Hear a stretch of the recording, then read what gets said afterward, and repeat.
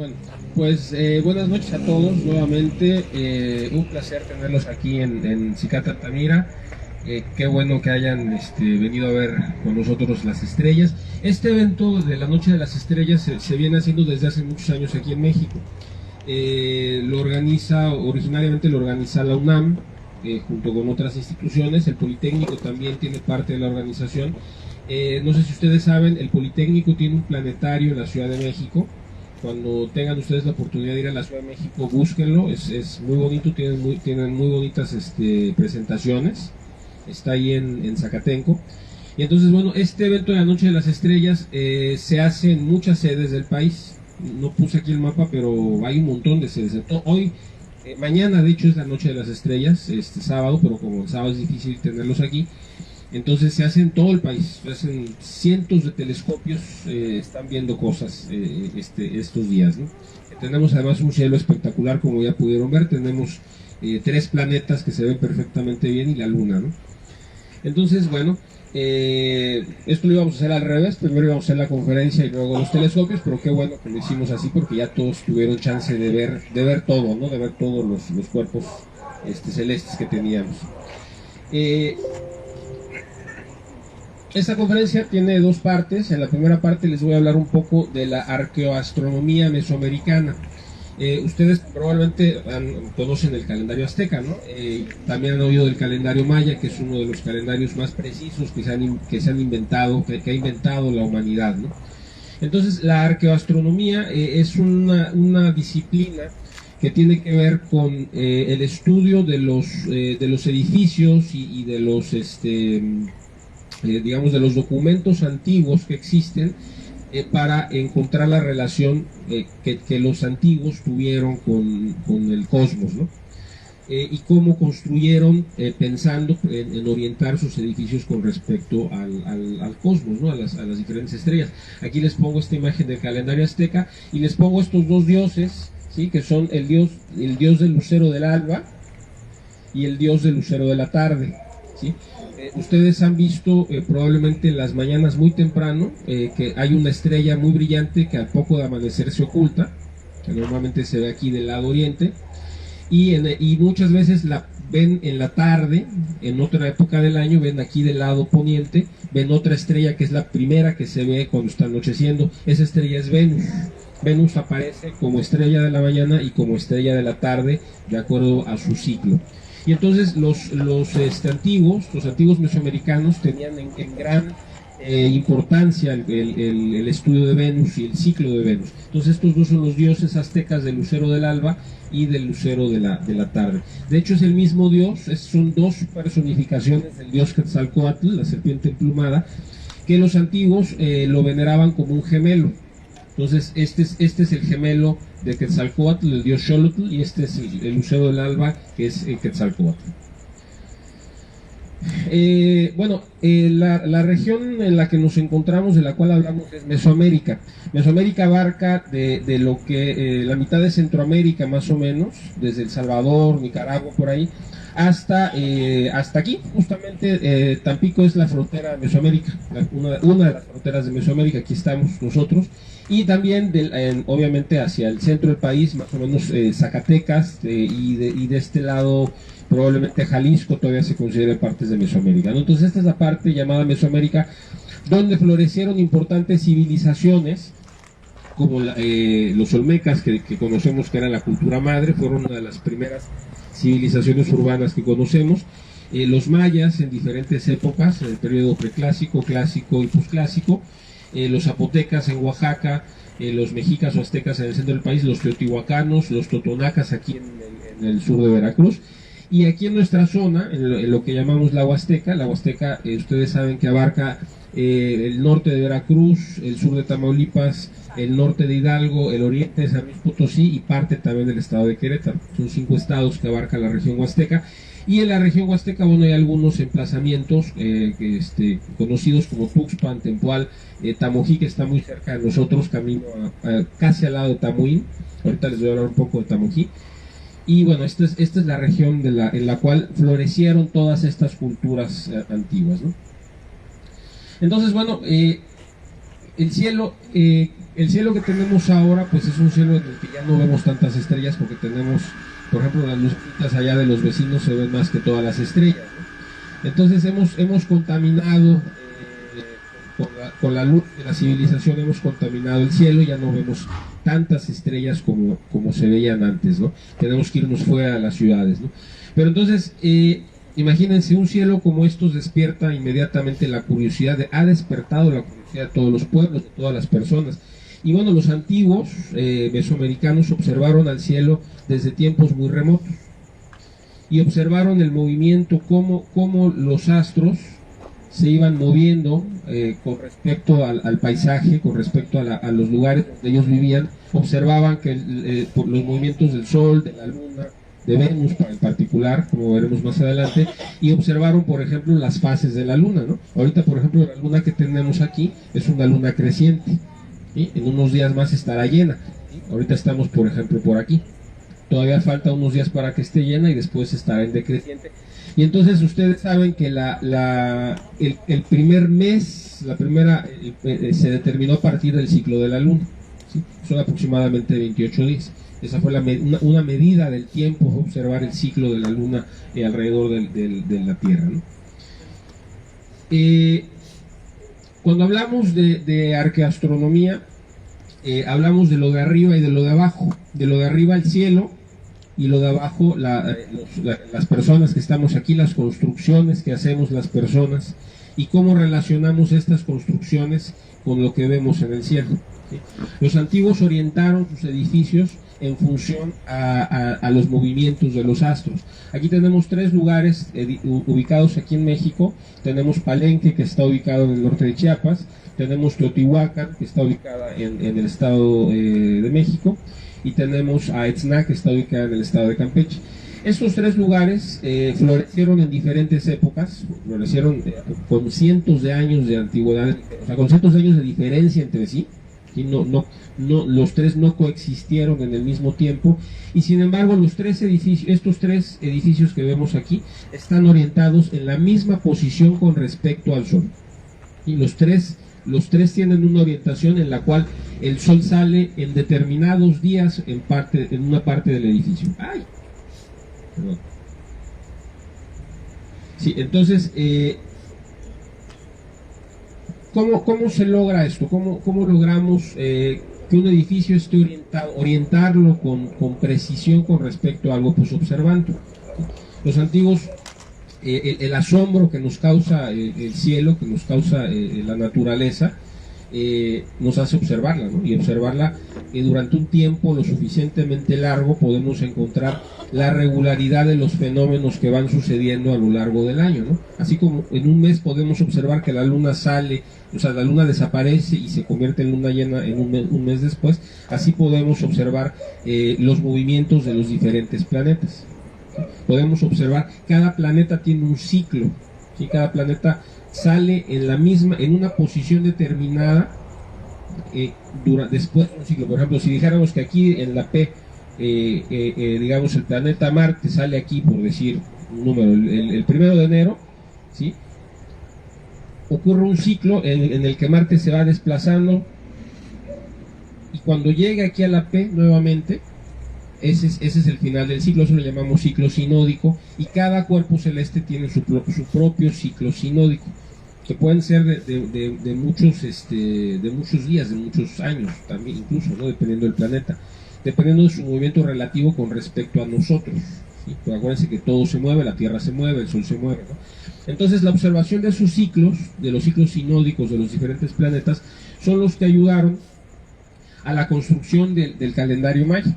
El calendario maya está hecho de dos piezas principales, bueno, de tres piezas principales, que son 20 meses de 13 días, ¿sí?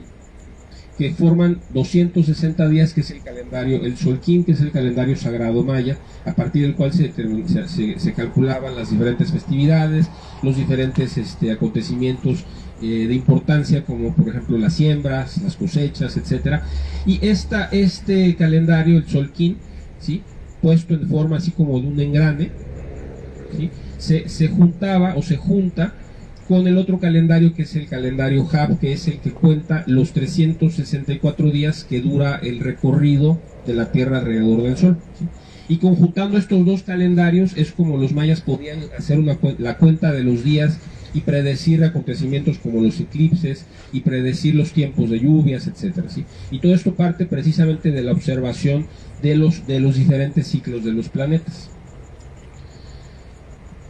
La explicación del calendario maya puede ser, es un calendario sumamente complejo, o sea, se los estoy explicando en 5 minutos, pero en realidad la gente lo ha estudiado durante años y es muy, muy, muy complejo, ¿sí?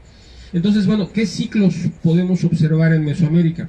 Ustedes saben que existen dos periodos del año, que son los solsticios y los equinoccios, que tienen que ver con la duración del día. El equinoccio son los momentos del año en que la duración del día y de la noche son iguales. El día dura exactamente lo mismo que la noche, ¿sí? Y hay dos equinoccios, el equinoccio de primavera, que ocurre el 21 de marzo, y el equinoccio de otoño, que ocurre el 22 de septiembre, ¿sí? Y esto se repite cada año, ¿sí? Entonces estos son los días, ese es el momento en el que el día dura lo mismo que la noche. Y tenemos el solsticio de invierno y el solsticio de verano. El solsticio, ustedes pueden ver que en invierno el día se hace cada vez más corto, o sea, oscurece más temprano, ¿no? Y si observan detalladamente van a ver que el sol sale cada vez más abajo en el horizonte, ¿sí? Cuando sale en verano, digamos, el recorrido del sol puede ser aquí arriba, pero en invierno el recorrido del sol es más bajo, ¿sí?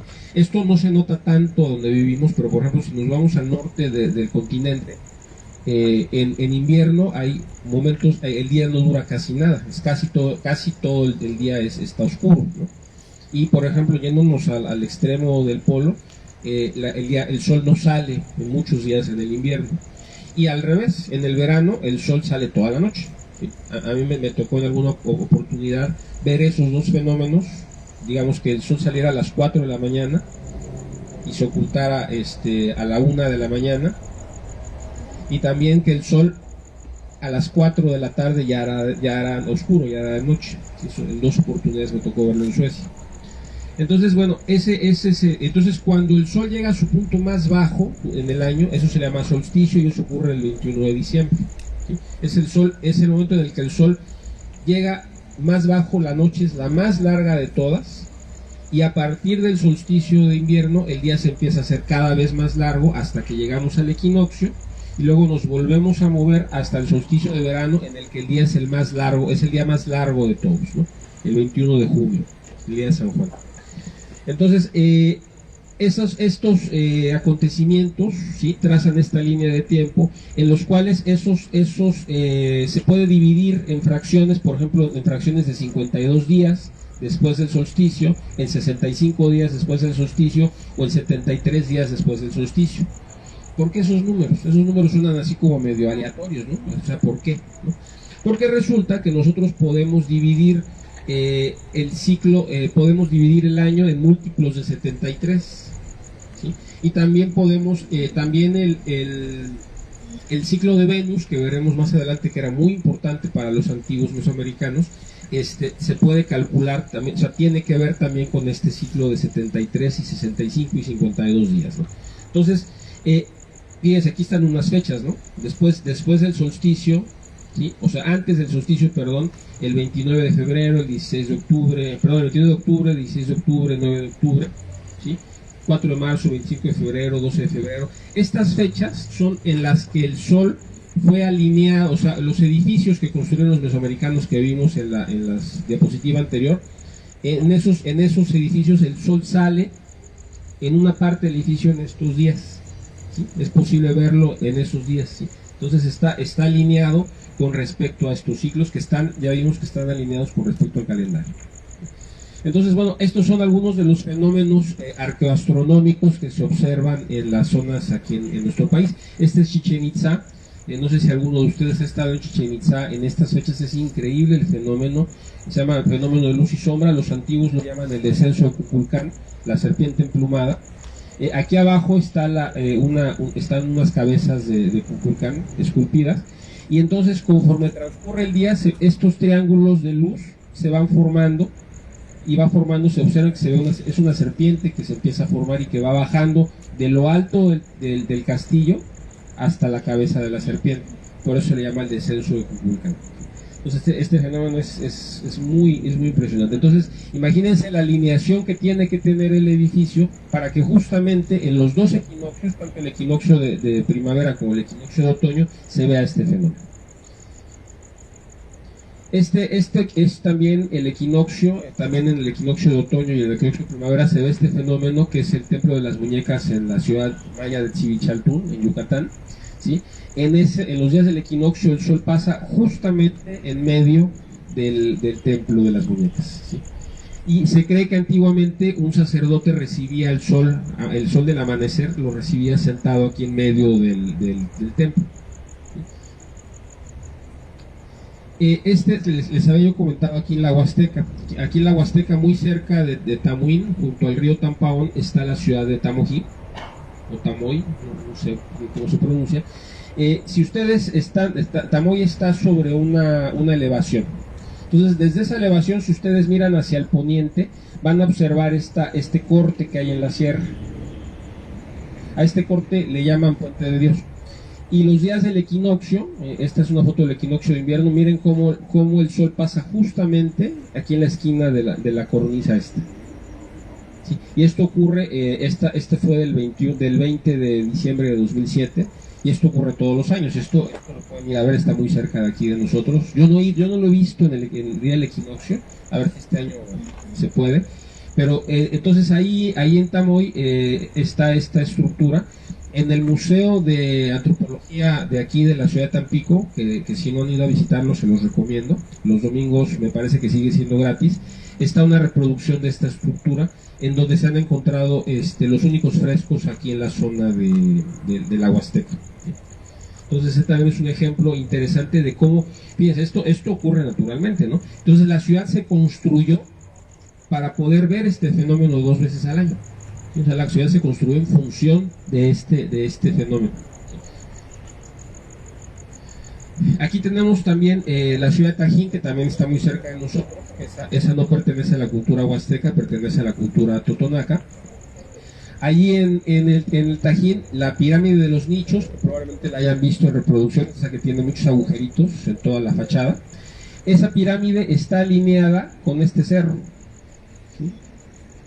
Fíjense la alineación de esta pared, con esta de aquí, con esta de aquí.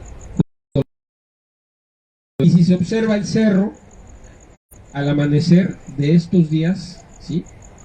La salida del sol el 16 de marzo o el 28 de septiembre, se puede observar aquí saliendo justo en medio del cerro. Fíjense cómo las dos paredes están alineadas con la que se encuentran frecuentemente en Mesoamérica, son los observatorios solares. En el Estado de México, miren cómo cae a plomo el sol, ¿sí? El día del equinoccio. Y aquí este es un plano de este mismo pozo, en el cual, dependiendo del año, el sol, conforme el sol va transitando en el año, el rayo de sol va pegando en diferentes, como un observatorio astronómico. Si uno se sienta justo a la mitad de la nata principal, uno puede observar el paso de Venus, uno puede observar el paso del Sol y de la Luna, y esta estructura, esta que parece como una especie de pozo, está hecha también para observar el Sol en estos días, en estos mismos días del año en el que están alineadas todas estas estructuras. ¿Sí? Este es el observatorio de Chichén Itzá, se cree que estuvo construido para observar a Venus específicamente. Esta es una de las estructuras antiguas de la Chichén Itzá. Se construyó en 2 etapas. La primera foto que les mostraba, la pirámide de Kukulcán, esa se construyó cuando los toltecas llegaron a Yucatán, y esta estructura se construyó mucho antes. Están Júpiter y la Luna. ¿Sí? Tenemos a Júpiter y la Luna en conjunción, o sea que están muy cerca una de la otra. ¿Sí? Y tenemos también otro fenómeno astronómico, que Marte, que dijimos que está allá arriba, allá atrás de nosotros, ya está, digamos, del foco hacia arriba. Y Venus les llamaba mucho la atención a los antiguos, porque de nuevo, de repente Venus aparecía en la mañana. Durante 236 días del año, Venus es el lucero de la mañana. Y durante 250 días, Venus es el lucero de la tarde.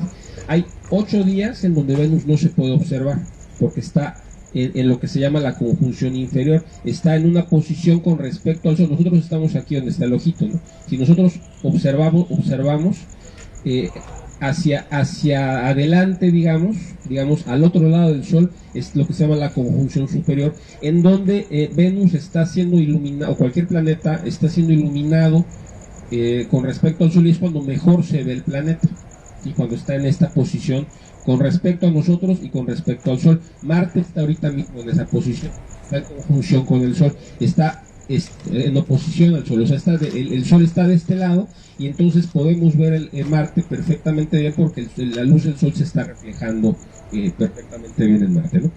Entonces, estos 8 días de la conjunción inferior es cuando cuando Venus está entre nosotros y el Sol, y entonces Marte no podemos ver la luz que se refleja en Marte. Creían que cuando el Marte estaba en esta posición, estaba en el inframundo, y entonces cuando Venus volvía a salir después de esos 8 días, no se debía voltear a ver a Venus, porque venía cargado de las fuerzas del inframundo. Entonces era maligno incluso, ¿no? Era la conjunción superior, y cuando ya se volvía la estrella de la tarde, el dios, digamos, que se encargaba o al que se le atribuía era el dios Xolotl, que es el gemelo de Quetzalcóatl. Como pueden ver, es un dios deforme, tiene sus pies al revés y sus manos al revés. Sí, fíjense, o sea, todos estos signos, estos